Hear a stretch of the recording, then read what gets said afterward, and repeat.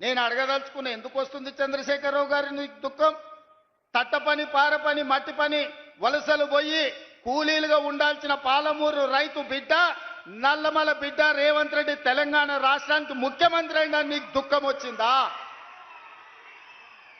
లేకపోతే మా దళితులేమో చెప్పులు కుట్టుకోవాలి, మా యాదవులేమో గొర్రెల్ని పెంచుకోవాలి, మా ముదిరాజు సోదరులు గంగపుత్రులు చేపలు పట్టుకోవాలి, మా గౌడన్నలు ఈదులు గీసుకోవాలని నువ్వు పథకాలు తెస్తే మేము ఈనాడు మా దళితులు, మా యాదవులు, మా గౌడ్లు, మా ముదిరాజులు, మా వాల్మీకులు, మా మాదాసి కురువ బోయల పిల్లలు చదువుకోవాలి.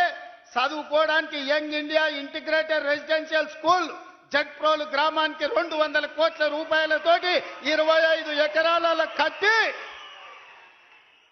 చెప్పులు గుట్టుడు, చేపలు పట్టుడు, ఈదులు గీసుడు, గొర్రెలను పెంచుడు మా తాతలు ముత్తాతలు వాళ్ళ తాతలు కూడా ఆ వృత్తిలో వచ్చారు. ఇవాళ మా పాలమూరు జిల్లా మేలుకొన్నది. మా పిల్లలను డాక్టర్లను చేయాలి, ఇంజనీర్లను చేయాలి, ఈరోజు ఐఏఎస్లను చేయాలి, ఐపీఎస్లను చేయాలి, రాజ్యాలను ఏలాలి. మా పాలమూరు బిడ్డ తెలంగాణకు ఒక 20 ఏళ్ళు ముఖ్యమంత్రిగా ఉండాలి అని మా జిల్లా కంకణం కట్టుకున్నందుకు ఇవాళ నీకు కడుపు నొప్పయి దుఃఖం వచ్చిందా చంద్రశేఖరరావు గారని నేను అడుగుతుండా. మేము చేపలు పట్టుకోవాలి, మేము చెప్పులు కుట్టుకోవాలి, నువ్వు నీ బిడ్డలు నీ మనమన్లేవో రాజ్యాలు ఏలాలనా అంటే మా పాలమూరు వాళ్ళకి మంత్రి పదవి వద్దా? ఇవాళ ఈ పాలమూరు జిల్లాలో 14-12 గెలిచినాం, కానీ 14 గెలిచినుంటే ఇంకొక మంత్రి పదవి అదనంగా వచ్చేది. 3 మంత్రులు కాదు, ముఖ్యమంత్రితో పాటు 2 మంత్రులు కాదు, ఇవాళ మిగతా 2 కూడా గెలిచినుంటే ఇవాళ పాలమూరు జిల్లాలో ఇంకొక మంత్రి ఉంటుండే. పాలమూరు జిల్లా నుంచే తెలంగాణ రాష్ట్రాన్ని పాలించి దేశానికి ఆదర్శంగా నిలబడే పరిపాలనని ఇవాళ అందించుండే వాళ్ళం. ఎందుకయ్యా నీకు దుఃఖం?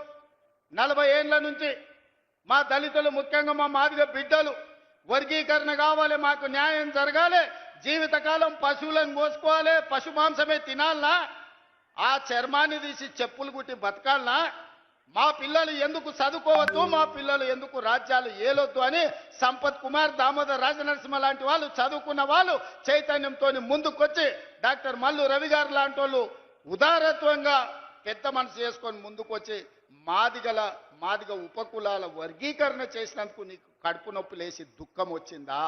ఎందుకంటే ఇవాళ ఇప్పుడే దామోదర్ రాజనరసింహ గారు చెప్తున్నారు, ఈసారి పిల్లలకు ఎడ్యుకేషన్లో, మెడికల్లో, నర్సింగ్లో చాలా సీట్లు వచ్చినాయి, పిల్లలు చాలా సంతోషంగా ఉన్నారు, వాళ్ళ తల్లిదండ్రుల కళ్ళల్లో నేను ఆనందం చూసినాను.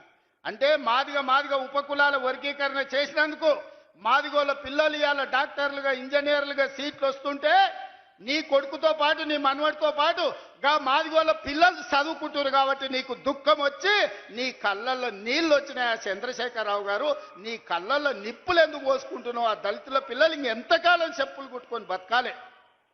ఇందుకే నీకు దుఃఖం వచ్చిందా అని నేను అడుగుతున్నా.